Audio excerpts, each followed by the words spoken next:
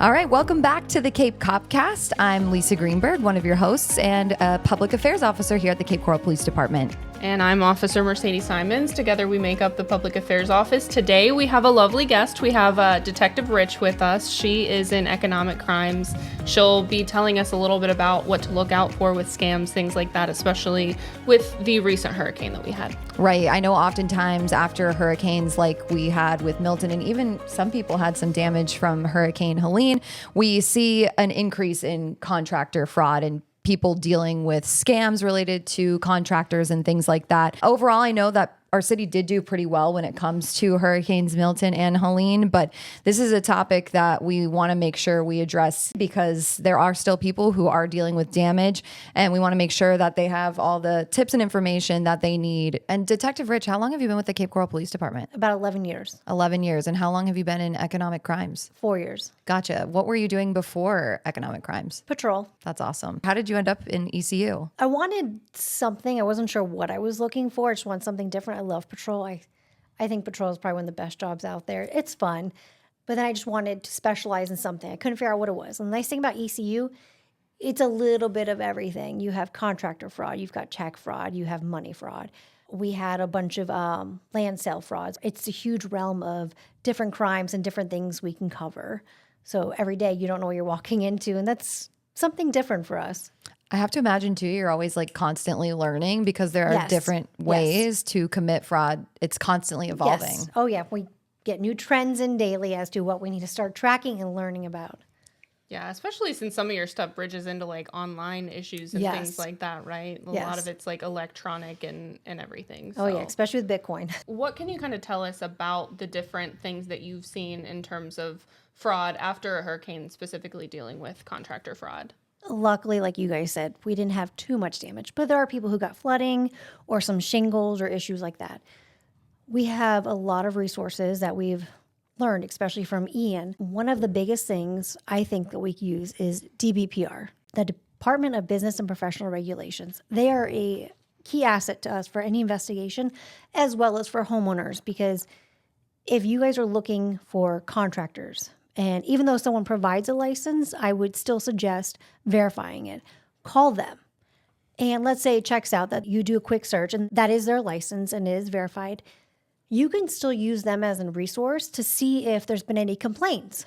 They can be licensed, but still have complaints against them because they might be doing work that's not high enough standard, or they could be collecting funds and taking too long to start the job. There's a lot of different things that DBPR can help us with. Some of the basic stuff is if you are going to enter into a contract, ask for workman's comp insurance, their license, anything you do for payment-wise, make sure it's trackable, like a check. Right.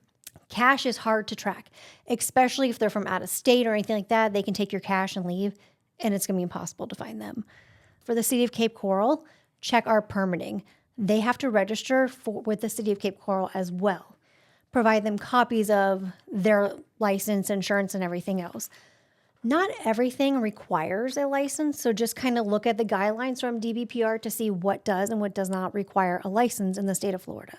That makes sense. Something that I was thinking of too is Cape Coral is a very tight-knit community. I feel like everyone kind of knows each other, and we have a lot of active Facebook groups and things like that. Research with people you interact with on social media or your community. Hey, I need someone to replace my roof. Does anyone have any recommendations? And going on one of those Facebook forums or asking friends and networking that way, because that way it's someone that's had experience with that specific contractor. Absolutely. Pros and cons to that, though. We've had victims who did all the research after the fact, after they became a victim, because their neighbor told them, hey, this guy did a great job. And he did, or they did a great job.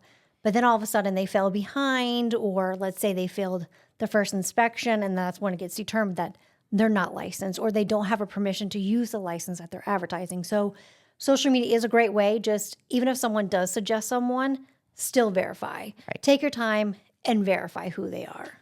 That makes sense. Are there any kind of red flags or anything that people should be looking out for when it comes to hiring a contractor? I don't ever like it if they're not willing to give you like an estimate. They just want the money. They want to get started. And people have to remember, this is your home. This is your contract. If they demand 50% up front, You don't have to do that. You can negotiate.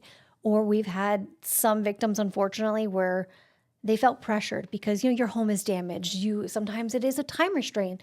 You don't want mold growing and you can't get a hold of a contractor because everybody's busy, everybody's working, and they'll go ahead and pay someone 100% up front, and then the person never comes back. So if they're asking for a lot of money up front, that to me is a red flag. Or if they're taking a delayed time with providing their license number or their workman's comp, it is your right to ask for it. They should give it to you ahead of time, but it is their right. If they say they're working on someone else's license, don't just trust them. Verify. Everything's public knowledge, or like I said, you can use DBPR. They will help you get in contact with that license holder to make sure that they are working underneath their license. Yeah. They are a great source for everything. Like I said, between complaints, if you have a complaint, whether they're licensed or not licensed, you can still file a complaint. They will do their own investigation and see if there's fines or if it does meet the requirements to move forward with a criminal investigation as well. So do those cases that DBPR gets, do those follow through with you guys if they decide that it meets the criteria for a criminal investigation? Do you guys end up getting those cases and working them for local issues? Yes, yep, as long as they reside in Cape Coral. Obviously, the ones where the victims fall in Fort Myers or LCSO jurisdiction, those go to them. But the ones once they conduct their investigation, or sometimes we even run together at the same time. If we're having all complaints come in at one time, we'll run an investigation together. I know you're busy when there's not a hurricane. So I imagine when you heard that Hurricane Milton was headed towards our state, did you automatically think to yourself like, oh, we're going to get an influx of contractor fraud cases? Yes. We probably doubled, if not tripled, our caseload from Ian, which is, it's a lot on us, but also it's sad because this is our community and they were taken advantage of. And we're still working on those cases from 2 years ago. Yeah, because these cases take time. It does. But we're going to try. So what were some of the red flags, like the most common cases that you saw from Hurricane Ian? I would say cash. Yeah. A lot of cash. When it came to like contracts, they would have you sign it and they would never sign it. Or they would have you sign a contract and they would never give you a copy of it. Or you only just worked off the estimate. You never got a final contract. Those were some of the big red flags. Or they gave you a business card with a company's name, but yet their shirt said another company's name. Some of the things to look out for. Or if they were soliciting door to door, you're required to have a peddler's permit in Cape Coral. Call us, report it. We'll go out there, we'll stop out with them, we'll ask them for their license and see who they work for, and we'll be more than happy to inform them about the peddler's permit. Absolutely. And having that information and being armed with the information to know, okay, this is what I need to look for just to be safe. Yeah. One other thing you can do is if you do have some concerns, if you've already started the contract, with Cape Coral, we have a self-initiated portal that you can use for your permits. If your contractor is telling you he's pulling a permit and you can go and check on your address and see that permit's not pulled, so those are a few things that you can stay on top of. Track everything, verify everything. Right. And I know some of these stories sound crazy, but people get stuck in the moment. Unfortunately, they become victims. And we're going to do our best to try to help them and make them whole again. But sometimes there's suspects at the end, and sometimes it ends up somewhere else outside of our jurisdiction. Right. And the best thing we can do is get the information out and educate people on what they can do to prevent themselves from becoming a victim, because once you have become a victim, it can take a long time to recover from that. So Absolutely. We want to make sure we can get everyone the information they need. Definitely. Well, thank you so much for joining us. Thanks for having me. We don't want to keep you for too long just because we know you do have a lot of cases and different things like that to work. She's a busy lady. Yeah.